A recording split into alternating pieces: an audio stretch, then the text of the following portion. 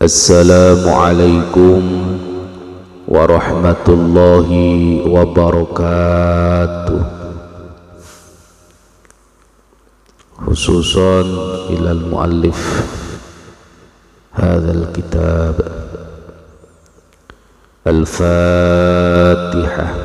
A'udzu billahi minasy syaithanir rajim. Bismillahirrahmanirrahim. Alhamdulillahi rabbil alamin. Ar-Rahmanir Rahim. Maliki yaumiddin. Iyyaka na'budu wa iyyaka nasta'in. Ihdinas siratal mustaqim.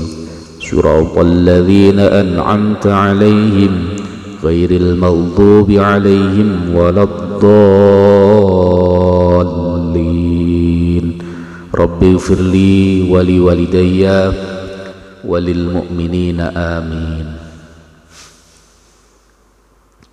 Meneruskan pengajian yang kemarin, yaitu masih dalam kitab Nashaikhul Ibad Al-Babus Tsulasi. Nah, sekarang makalah yang nomor 19.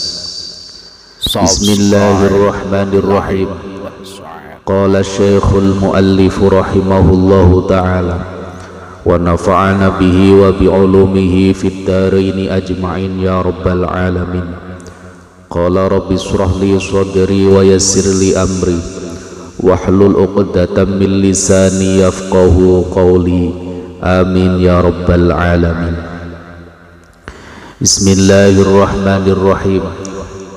Wal maqalatu utawi maqalah at-tasi'ata asyarata kang nomor 19 iku an Yahya bin Mu'adzin jinarita saking Yahya bin Mu'adz Ar-Razi.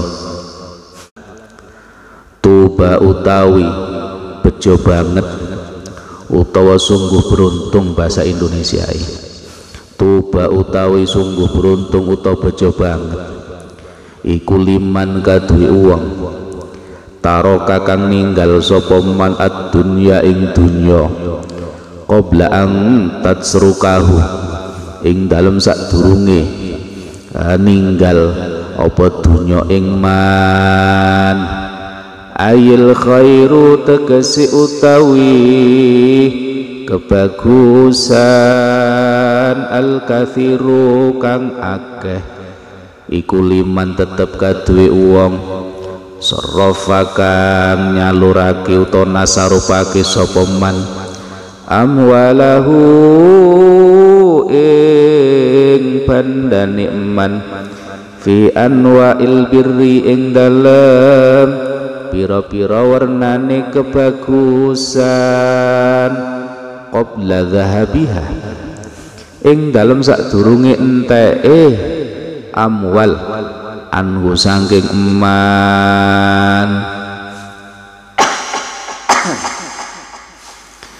Imam Yahya yang tadi kita sebutkan di atas, Imam Yahya bin Mu'adz Ar-Razi itu berkata, tuba liman tarokat dunya qabla an tatsrukahu. Sungguh sangat beruntung, kata beliau, bagi orang yang meninggalkan dunia sebelum dunia itu meninggalkan dia. Nah ini, jadi kata beliau, sangat beruntung bagi orang yang meninggalkan dunia sebelum dunia meninggalkan dia. Artinya bagaimana? Ail khairul katsir liman sarrafa amwalahu fi anwa'il birri qabla dhahabiha anhu. Kebaikan yang sangat banyak akan diperoleh bagi orang yang menasarufkan atau membelanjakan atau menyalurkan harta-hartanya dalam berbagai macam kebaikan sebelum hartanya itu meninggalkan dia, atau bahasa lain sebelum hartanya habis, atau mungkin dia mati tapi hartanya belum ditasarufkan. Itu artinya. Jadi sungguh sangat beruntung bagi orang yang menasarufkan hartanya dalam berbagai macam kebaikan. Bangun masjid, bangun pesantren, tanahnya diwakafkan untuk pesantren, untuk masjid, sebelum harta-harta itu habis. Nah, ini lah kebanyakan manusia, kalau lagi punya harta, suruh bangun masjid, suruh bangun pesantren, jangankan kau bangun, bantu sulit. Lah ini umumnya. Jadi umumnya itu sangat sulit. Jadi kalau sudah hartanya habis baru menyesal. Oh, andaikan dulu saya punya harta, saya sumbangkan, atau saya membangun ini, membangun itu. Nah, itu kalau hartanya sudah habis, biasanya seperti itu. Tapi kalau masih menggenggam dunia itu sulit. Ini kebanyakan manusia. Jadi makanya kalau ada manusia semasa hidupnya punya harta banyak tapi ditasarufkan untuk hal-hal kebaikan apapun itu bentuknya, maka termasuk tubah, sangat beruntung. Nah, ini artinya mumpung masih banyak kesempatan, tasarufkan bagi yang punya harta, nggak usah eman-eman. Karena kehidupan dunia ini sebentar, paling lama berapa tahun. Kalau misalkan harta itu banyak, misalkan keluarganya tidak ngerti, setelah dia meninggal ya paling buat rebutan, kalau enggak buat hal-hal yang tidak manfaat, malah bisa menjadi siksa nanti di kuburan. Maka bagi yang punya harta jangan jangan eman. Jadi jangan eman yang punya harta. Nah, itu mumpung masih banyak kesempatan. Nah, makanya termasuk orang yang sangat beruntung, kata Imam Yahya bin Mu'ad, apabila dia menasarufkan hartanya sebelum hartanya itu habis, atau sebelum dia meninggal dunia, atau sebelum hartanya pergi. Nah, biasanya kalau sudah habis hartanya baru menyesal. Kenapa dulu?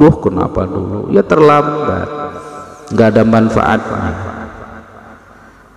Nah, makanya bagi para jamaah yang mempunyai harta yang banyak, nggak usah eman, karena kemanfaatannya akan kembali kepada orangnya. Jadi bukan pada siapa-siapa, ya kepada yang menasarufkan itu. Nah, ini kalau ada yang seperti itu, maka termasuk tubah, sangat beruntung. Ini yang pertama. Kita lanjutkan. Wa banalan bangun sapa man qabrahu ing kuburane man qabla ayyadkhulahu, ing dalem sadurunge yen to mlebu sapa man ing kubur, bi an amila gambare kelawan yen to nglakoni sapa man ma ing perkara fihi kang iku tetep ing dalem emah, taunisun utawi aring-aringan utawa bungake, fil qabri ing dalem kuburan. Lah yang kedua, orang yang sangat beruntung yaitu orang yang membangun kuburannya sebelum dia memasukinya. Artinya apa? Bi an amila ma fihi taunisun fil qabri, yaitu dengan melakukan perkara-perkara atau amal yang amal ini bisa membahagiakan nanti di kuburan atau menjadi bekal di kuburan. Nah, ini maka kata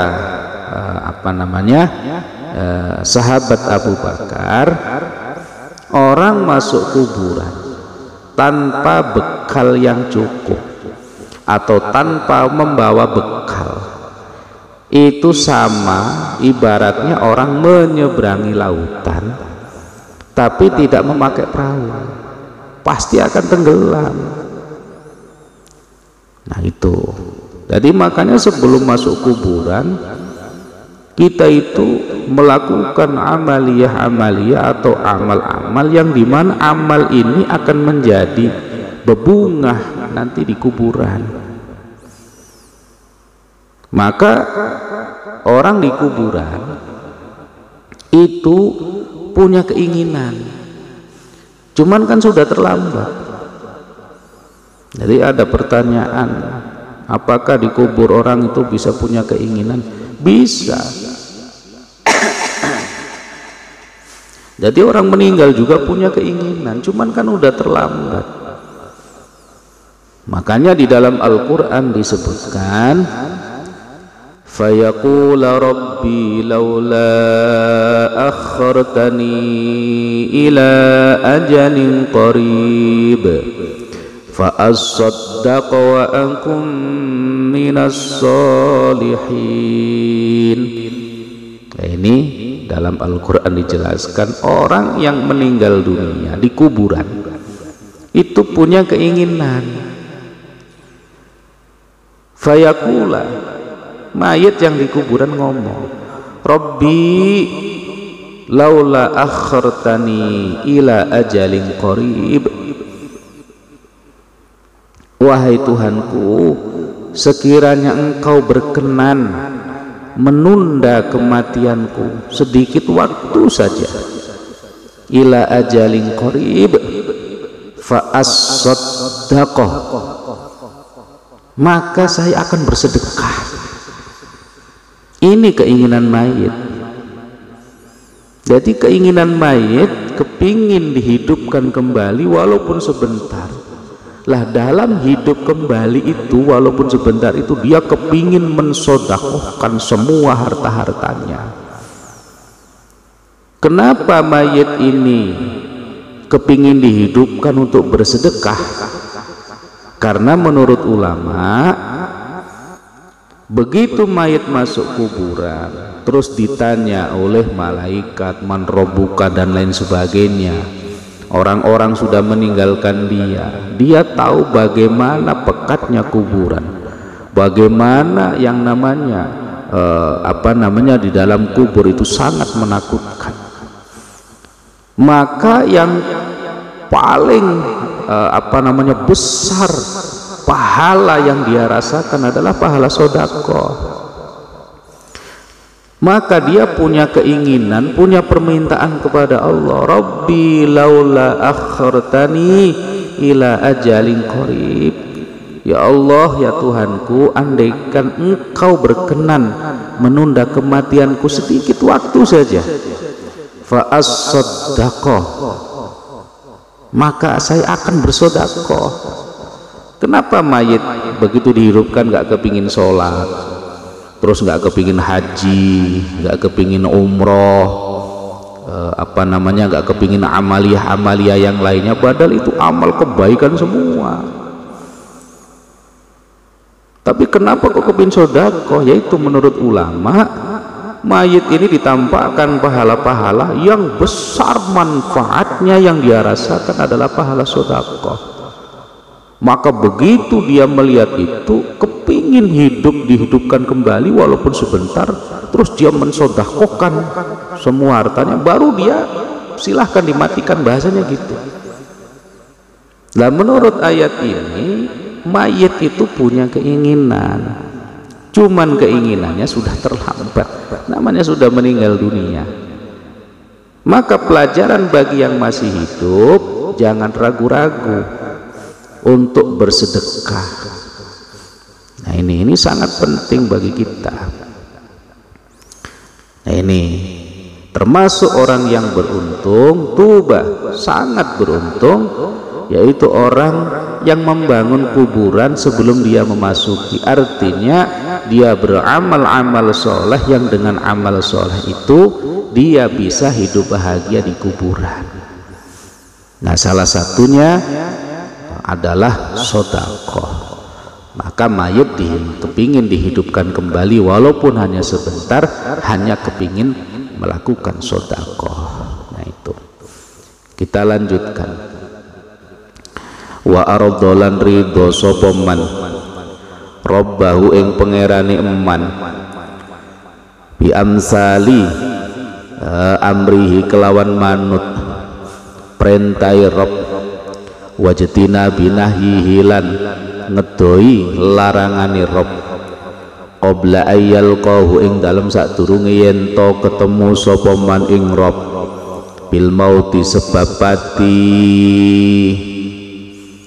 Nah, termasuk sangat beruntung yaitu orang yang ridho kepada Tuhannya, ridho kepada Allah. Ridho atas apa?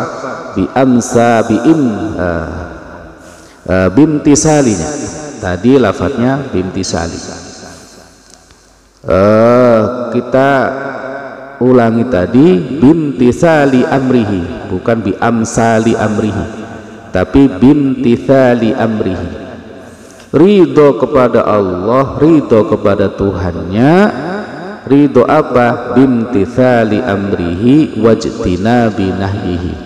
Ridho manut, ikhlas mengikuti perintah-perintah Allah dan ikhlas menjauhi larangan-larangan Allah. Jadi sebagai manusia tidak gampang. Yang namanya mengikuti perintah Allah, menjauhi larangan Allah tidak gampang. Karena buktinya banyak yang namanya orang itu tidak mau diperintah sholat, nggak mau diperintah puasa, nggak mau, malah terang-terangan nggak mau puasa. Bulan Ramadan orang waktunya puasa, dia pamer tidak puasa, sengaja tidak puasa.